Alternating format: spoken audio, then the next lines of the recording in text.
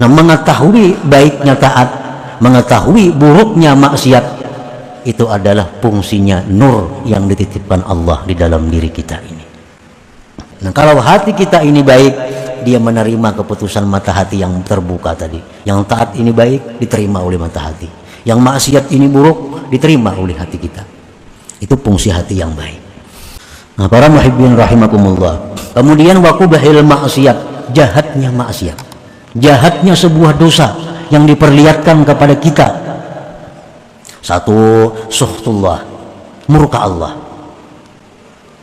Nah, murka Allah ini lebih daripada sekedar neraka.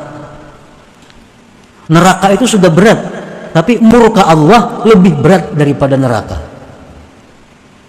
Para aulia-aulia itu dalam munajat mereka, ya Allah, hamba setuju, hamba mau masuk neraka asal engkau ridai. Dan hamba tidak mau ke surga kalau engkau benci kepada hamba. Nah, benci Allah ini sesuatu yang lebih dari sekedar siksa. Bila kita berbuat maksiat, maka otomatis kita ini adalah berada dalam kemurkaan Allah. Nah, kemurkaan Allah.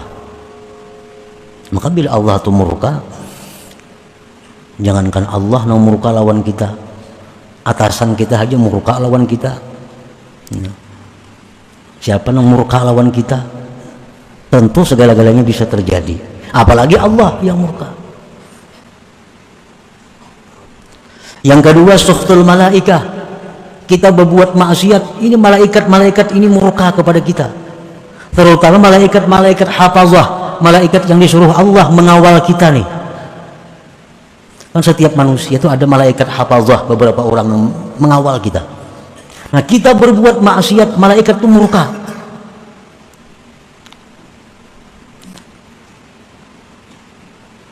Yang ketiga, ihzanun Nabi sallallahu alaihi wasallam, membuat sedih Nabi. Membuat sedih Nabi.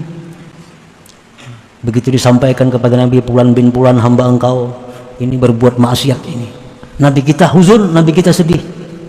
Apalagi maksiat yang diperbuat ini lebih dahsyat daripada maksiat yang dilakukan oleh bukan umat Nabi. Makin sedih lagi Nabi. Maksiat yang kita lakukan orang Kristen aja kadang gawe kayak itu. Orang Yahudi aja kadang gawe kayak itu. Ini ada umat Nabi yang melakukan itu. Nabi kita sangat sedih, kecewa bila melihat umatnya melakukan maksiat itu. Yang keempat, ibrahu a'da aduwihi iblis. Maksiat yang kita lakukan itu membuat gembira musuh paling musuh iblis. Iblis beambung. Nah, kita berbuat maksiat itu bertandiknya kesukaan. Kenapa suka? Ada kawan. Iblisnya ada akun serangan dikutuk Allah. Iblis kadang mau sendiri dikutuk Allah, mesti mencari kawan sebanyak-banyaknya. Nah, ada orang berbuat maksiat, kawan iblis. Iblis pun bangga, ada kawan untuk menerima kutukan dari Allah. Yang kelima, zahabul barakah. Maksiat itu adalah menghilangkan berkah. Duit yang dulunya bagus, dibawa maksiat hilang berkah duit. Umur yang dulunya bagus, dibawa maksiat hilang berkahnya umur.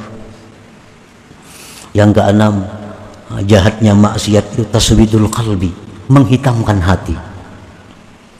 Satu, kita berbuat maksiat, setitik sauda, setitik hitam dalam hati. Dua kali maksiat, dua titik hitam. Tiga kali maksiat, tiga titik hitam dalam hati. Empat kali maksiat, empat titik hitam dalam hati. Akhirnya penuh dengan hitam. Kalau sudah hitam itu Allah menyebut ngarannya ran. Dan ran itu kada kau lagi dihilangkan dengan tobat, mesti api neraka yang menghilangkannya. Nah, itu buruknya sebuah maksiat kepada Allah.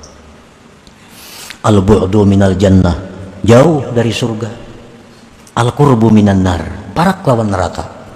Orang tuh minum arak, mati, otomatisnya langsung ke neraka. Karena sudah parak lawan neraka. Orang yang berbuat zina, rahatan berzina, itu parak lawan neraka, mati, masuk neraka. Yang kesembilan, buruknya maksiat alamatu su'il khatimah. Maksiat-maksiat ini membawa kita kepada mati su'ul khatimah.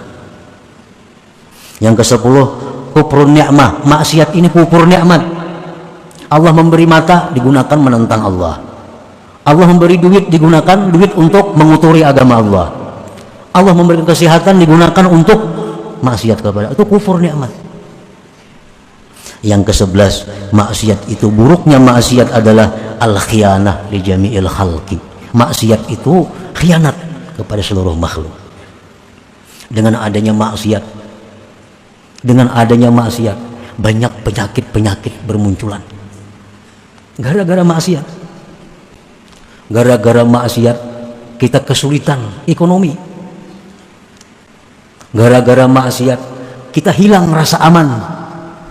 Ini orang-orang yang tenang dulunya karena maksiatnya dicabut Allah aman. Nah, jadi maksiat itu kita lakukan berarti kita mengkhianati makhluk Allah. Karena bala itu bila turun, idza nazala amma, bala bila turun itu menyeluruh.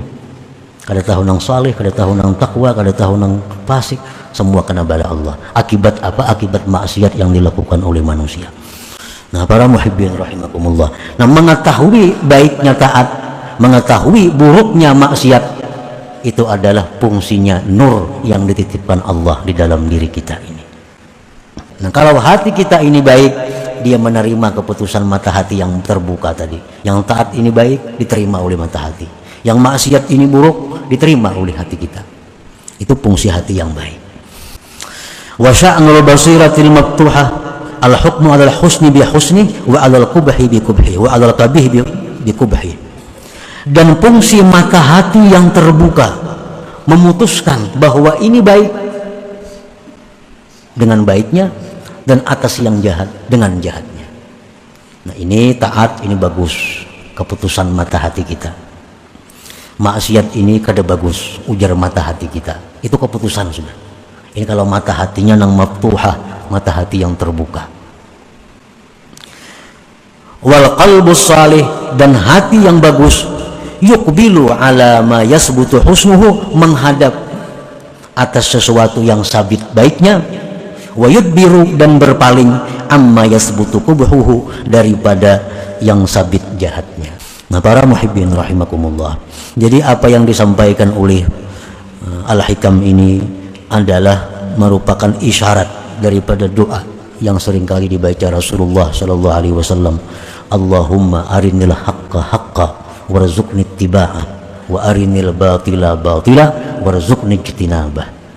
Ya Allah, perlihatkan kepadaku yang benar itu benar, dan beri aku kemampuan untuk melaksanakannya. Nah, Nabi kita minta, ya Allah, perlihatkanlah al-haqqa haqqa, yang benar itu benar, warzuqni ittiba'ah, dan berikan aku kemampuan mengikutinya, melaksanakannya. Tentu kalau sudah demikian berfungsi, cahaya berfungsi, mata hati berfungsi, hatinya berfungsi. Wa arinil batila batila, perlihatkanlah yang salah itu salah, warzuqni ijtinabah, dan berikan aku kemampuan menjauhinya, meninggalkannya. Banyak yang tahu pada ini haram, belum kawa. Tahu riba itu haram, ada kau membuangi. Banyak aja yang tahu riba itu haram, dosanya berat pada zina, ini dikubur dibangkit kegilaan. Tahu hadis Nabi, orang riba itu dibangkit dikubur gila.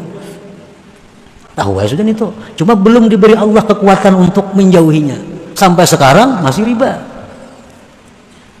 Nah, jadi doa Nabi itu perlu, Allahumma arinil batila batila warzuqni ijtinabah. Ya Allah, perlihatkan yang benar, yang salah itu salah, sudah melihat. Yang salah sudah tahu.